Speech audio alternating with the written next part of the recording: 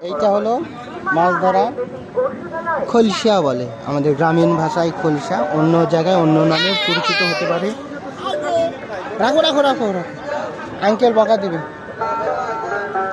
দারুণ জিনিস, জলের মধ্যে মাছ ধরার একটা সিস্টেমেটিক।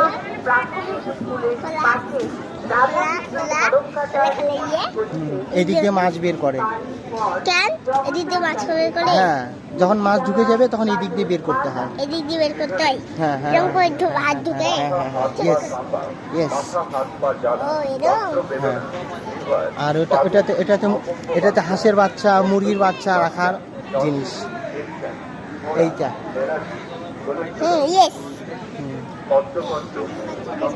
চলে লাইক করে দাও। Bye bye.